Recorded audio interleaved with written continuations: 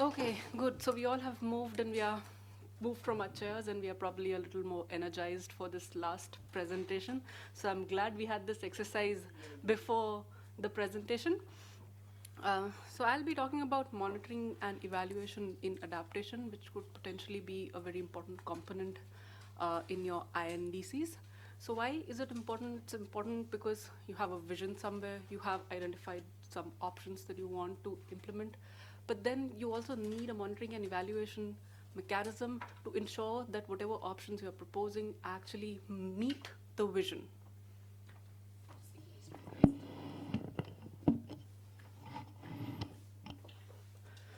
So yes, so you need a monitoring and evaluation system so that you ensure that whatever vision you propose, you reach there. And therefore, tracking of adaptation progress is very important.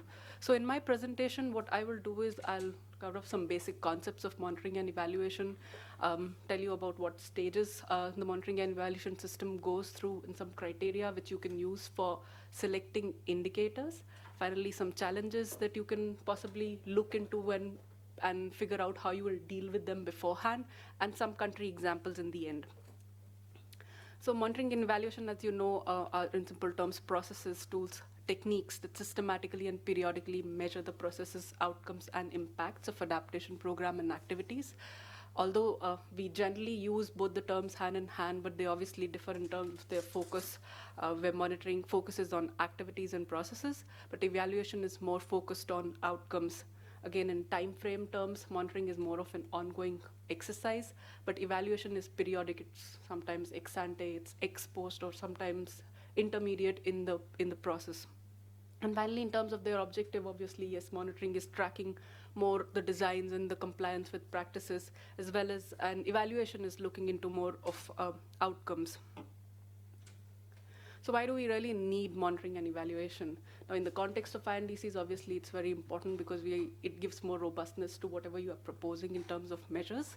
But in terms of programs, why is it important? It's important because you need to track the progress of whatever interventions, programs that you are planning to implement. It helps you identify the critical success factors in that program, which you can focus upon so that you ensure the success of that adaptation measure. It helps you bring about efficient resource utilization as well as effectiveness of the program. It also helps you identify target groups and relevant beneficiaries for your program. Finally, if you have some unanticipated problems in the program, you can take some corrective actions to improve it. And the lessons that you learn from the monitoring and evaluation, you can use that as a feedback loop for improvising on further adaptation programs that you have. The ultimate objective of having a robust monitoring and evaluation system is obviously to increase the success rate of adaptation. Now, in case if you have to have a monitoring and evaluation system, so there are some steps that you have to think into. And the first step is to have an objective for that monitoring and evaluation program, which you can align it with your adaptation interventions objectives. Figure out what the theory behind adaptation is, what could be the possible spillovers, what the adaptation intervention is actually trying to achieve, and what are the specific conditions that are needed for meeting the program's objectives. In the next step, you can make a good choice of indicators which appropriately capture the progress of the program. For this, in case if you are measuring some change, you need to know what is the baseline, and if some intermediate progress is being measured, then some benchmarks for those intermediate progress tracking can be made. Then you can prioritize on critical resources, for which you need a little more efficient monitoring, so that once any deviation is when you go through some deviation, you can take some corrective actions. Finally, what will be the measurement tools for measuring these indicators, and resource requirement in terms of costs, manpower, etc., can be identified. Apart from this, if there's some secondary sources of data that is being relied upon, then they have to be identified. And what are the assumptions that we are making for these indicators? They have to be thought of beforehand, because we know what are the circumstances in which this system holds good. Finally, there's this implementation. I can see some yawn, so I probably need to be a little more energetic in my presentation. Anyway, so in some cases, we also, when we have to implement and execute the M&E program, we also have to look for the triangulation techniques. One very common example is of afforestation. We do have satellite images and infrared images for tracking the progress of afforestation, but it is also triangulated by field surveys to judge the quality of afforestation. Similarly, how we can, and the last step is how the results can be used in terms of having a feedback loop, in terms of interpreting and communicating it to relevant stakeholders, and in case if any relevant rectification programs are needed, we can execute them. So these were the essential steps of the monitoring and evaluation process.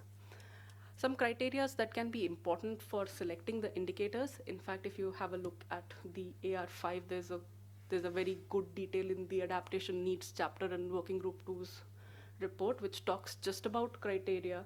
Some of these I'm listing here, but this list is obviously not very exhaustive to select the criteria.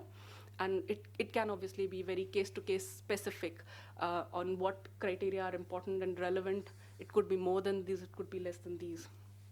So some of the criteria that can be used for selecting indicators are relevance, as in how well the adaptation intervention meets its objectives. The next could be efficiency indicators, which basically track how much input is needed to get a specific output. These are usually cost criterions, manpower criterion, and the change is measured against the baseline. Then we have the effectiveness criteria, which measures how well the intervention is achieving its objectives. Then we have the feasibility criteria, which checks if the goals are very ambitious or not, or if the adaptation intervention is actually possible and has no limitations on technological aspect or management capacity aspect, or sometimes even legal or societal acceptance aspect. The equity criteria deals with how well it benefits the target group, which could be the vulnerable sections, and it does not adversely affect somebody else. So by benefiting one group, it is not adversely affecting the other group. In terms of beneficiaries, they can be span and coverage indicators, as in this much area will be covered under afforestation, or a specific vulnerable group will be the beneficiaries. And flexibility is a very important criteria, especially in capital investments, which are long-term in nature, where a lot of investment is being made. And the flexibility to change or alter that option is very important. So flexibility can be one criterion for choosing the indicators. Sustainability criteria deals with whether the intervention is maladaptive or if there are any negative spillovers. And it can also mean that how self-sustaining that specific adaptation intervention is. Acceptability is also linked to the feasibility factor, whether the society actually is willing to accept a specific intervention, or whether that intervention turns out, the acceptance of the society turns out to be a barrier for implementation of that intervention. Then we have the implementation or the compliance indicators, which check compliance with standard operating practices when needed. And these are very important for constrained resources where we are dealing with a specific path which we have to follow. So these were like a list of specific criteria that can be used for selecting indicators. Indicators, the theoretical classification is more on quantitative and qualitative. In terms of tasks, it can be process indicators, which focus on design and compliance with predetermined processes. It could be the outcome indicators, which focus on a set of goals and deliverables, or it could be an impact indicators, which deal with the effectiveness of the program in a longer term or a broader frame. Then based on the nature of indicators that we are taking, it could be efficiency or effectiveness indicators. To give you an example, I don't know if it is, if you can read it at the end, but for example, if you have the agriculture sector and you are trying to implement a new cropping technique in the agriculture sector, then a process indicator could be how much amount of pesticides you are probably using for that agriculture technique and when it needs to be administered. So this is a process indicator where you need compliance with a specific standard operating practice. And it's the outcome indicator, whether this agricultural practice is actually bringing about an increase in the output of a specific crop on which this practice is being implemented. The impact could be in terms of increase in income of the farmers, or it could be in terms of decrease in the number of cases of malnourishment. Similarly, there can be other examples. Now, obviously, this process is not all rosy, and there are some challenges, and I would refrain from the word challenges, although it appears here, but some consideration that we have to probably think beforehand when deciding this set of indicators that will represent our indicator set. It should be that whether these indicators are relevant indicators in the country's context or not, whether they are adequate or not in representing the adaptation progress that we are trying to measure. Then there can be some issues in measuring the baseline, because sometimes there are a lot of conditions which are influencing the baseline, and it is not adequately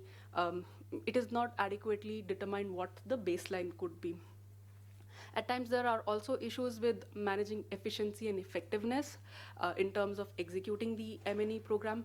A good example to give is, I'll go back to the afforestation example. If you have a small patch of land, say a 50 kilometer by 50 kilometer land, and that if you are trying to see what the progress of afforestation drive is, then you can possibly do it with a field survey or a sample survey in that patch of land. But if the same piece of land was not 50 kilometer by 50 kilometer, it was 250 kilometer by 250 kilometer, then probably you need to think of a better way. It could be remote sensing, or it could be like targeted sample surveys or something. So here we need a little bit of more balance between the efficiency and effectiveness, as in terms of the inputs that we are giving to the M&E system here. Then there are also qualitative and quantitative indicators challenge. We always inherently focus on quantitative indicators, but sometimes we get very good results by just having narratives of the people who were recipients who were the beneficiaries of the program. So we have to be very objective in terms of the indicator set that we use, and should not solely rely on possibly one category of indicators, and have a good balance of them. The other consideration that should be given is also to have, when we are deciding some intermediate targets, because many a times adaptation process is not very streamlined, and deviations may not mean that the entire program has failed. So having intermediate goals is probably good, but we also have to put them in a perspective that, okay, this goal was not met, but we are still not, the program has not failed or something. So adaptation process does not have a single and final goal, and we have to put things in a perspective in specific cases of how we are using the indicators. And we should not solely be dependent on what intermediate benchmarks we had predetermined from before the beginning of the program. Finally, indicators are just as smart as you all are, and they depend on the choice that the stakeholders have probably made. But once you change the decision criteria, if you had a focus of 2030, then you probably land up choosing a specific adaptation alternative in your evaluation assessment. But if the time frame changes to 2050, or if your locus of beneficiaries changes, it is quite likely that the adaptation alternative may also change. And you also have to be very careful in replication part, because some of the indicators may be relevant for a specific adaptation context, but they may not be relevant for the other adaptation context. So these, I would not say, as I'll repeat, they are not specifically challenges, but some considerations that we have to make before designing the indicator set. Some examples which I would like to present here are, one very good example is from Kenya, which has worked on an MRV Plus system, which is a part of their National Climate Change Action Plan.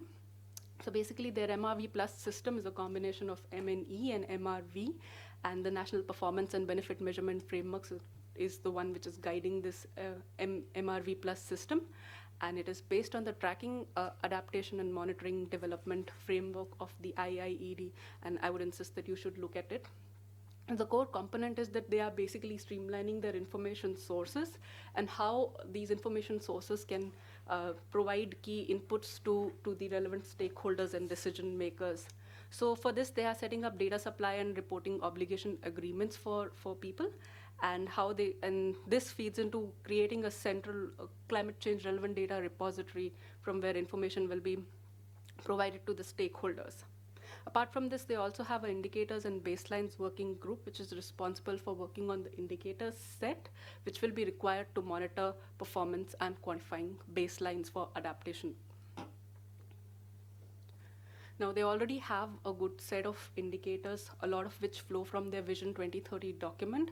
So they have figured out 62 national level process-based indicators. Apart from this, they have 10 county level outcome indicators, which they are including in their indicator set. So this was for adaptation capacity. They also have a similar pool for vulnerability assessment. Some examples from the already submitted INDCs, not many, but only 3 countries actually talk about MNE. In fact, if you go and check the INDCs, the only monitoring that a lot of countries are focused on is monitoring and tracking climate change. So a lot of efforts are also going into having, into setting up laboratories and early warning systems for tracking climate change, but not per se for MNE in adaptation. So Norway has an interesting case. It talks about, it refers to its adaptation components through its 6th national communication. And in Norway, they're not very focused on indicators, but they look at MNE in a broader sustainable development framework. So they have only a list of 17 indicators as a part of their sustainable development framework, which they also use for MNE. And they believe very strongly in learning by doing. So whatever they learn from a specific adaptation intervention, that learnings and lessons actually flow into other programs and policy decision making that they are doing. So for this, they use surveys with municipalities, and there is another pilot projects and involve their stakeholders in this process. And this information is also used for their national vulnerability assessments, which they do every 5 to 8 years. So this was Norway. Morocco has a very good institutional setup for their monitoring and evaluation. Although as a part of their supports and needs, they also specify that they need MNE support for their for measuring their socio-economic impacts, but they still have a very good institutional mechanism in place. So they are working on a decentralized system, and they have already pilot tested their monitoring and evaluation system in 2 of their regions. So what they are doing is, again, this is also information based, and their decentralized observatories are the ones which are working on information and other decisions tools. And this information will ultimately flow into, will go to the stakeholders and policymakers, but this is the more decentralized system. In Kenya, it is decentralized, but their these subnational systems are very much integrated to their national framework. Then we also have Kenya, where they just mentioned it in in Ethiopia, where they just mentioned it in one line that they will continue with their monitoring and evaluation process of their adaptation plans regularly. But these were some examples. So I'm taking cues from Skylar's presentation in the morning, that where do we start from? Okay, this is what the countries have done. This is what probably is needed to decide the indicators, but where do we start from? For the countries who have NAP, it is probably a little bit easier because they would have given a thought, or it might already be a component of their NAP by how they are dealing with MNE. But if not, there are other things that can be done that can draw from the developmental plans, other communications, and planning documents. A good thing would be to have a good engagement with stakeholders in determining these indicators, or a general overview of framework that they can propose. So it'll be good to look into an elementary framework for MNE that can be proposed as a part of INDC, or having a good indicator set that captures the processes. So it can add robustness to the measures in future. So in this context, taking back from Kenya's example, where their framework is based on tracking adaptation and monitoring development of framework of IIED, I would like to just give a brief description about how the framework looks. It's basically a twin framework which takes into account bottom-up and top-down indicators. So they have an indicator set of 9 categories of indicators. So it is actually doing, its working is that it checks for how institutions and countries are dealing with climate risks, and how adaptation processes are actually helping development. So it's a two-way process. On one hand, you are seeing how the countries is dealing with climate risk, which is something that is coming in track 1, and how vulnerability is helping development is the measuring development part, which you can see in track 2. And a lot of countries have based their framework on TAMD. Apart from this, there are other frameworks as well. UNDP has a framework which is a more sectoral approach. So there are some indicators for agriculture, forestry, biodiversity, which you can look into. This is one of them. And then there are other evaluation techniques as well. Like Rand Corporation has a very complicated technique called robust decision making, which is primarily on ex-ante evaluation of programs. But then my suggestion would be that how we can build on existing resources that we have and probably have an outline or framework of how M&E can be dealt with. This is what we probably need for the INDCs. So that's it from my end, and I hope I'm on time, and we still have like 5-7 minutes for questions if anybody has any questions.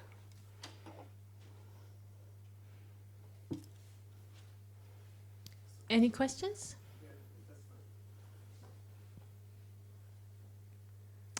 No? Thank you very much for the presentation, Prakriti.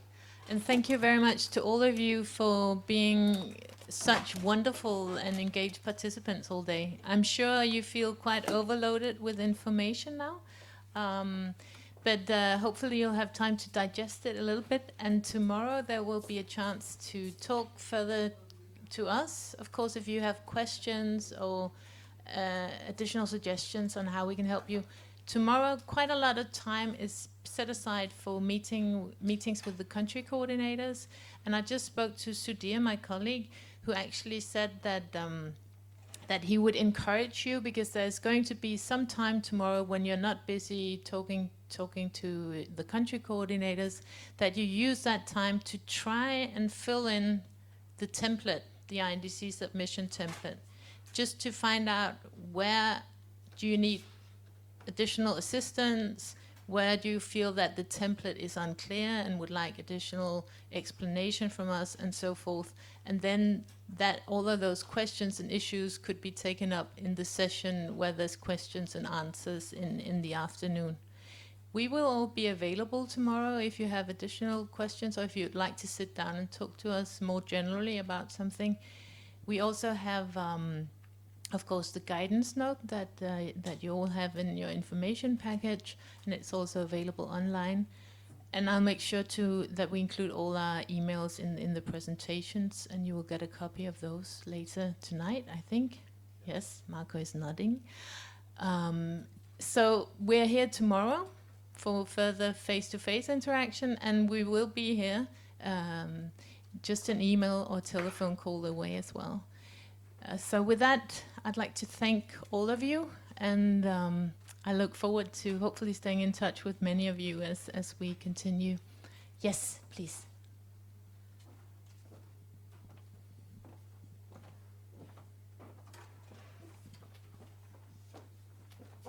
Thank you. I'm glad to have seen you working through the whole afternoon session and your dedication, and the fact that you have an opportunity tomorrow to meet with your country coordinators. So as part of some homework, it will be good for you to really think through what you have learned and where you see being potential constraints and areas of need that you will need the DTU team to help you through it, so that by the time you're meeting the coordinators, you're a bit, you have some defined needs that you see where you will be most helped with by the DTU team. So kindly think about what specific areas of need you will need addressed to make sure that the session you have with your coordinators are more productive. Thank you. Thank you, Suzanne. So just one more opportunity. If anybody in the room would like to share something or have one last question, please, you have the opportunity now. Otherwise, I'd like to thank all of you once again very much. It's been a very interesting and exciting day for me. So thank you.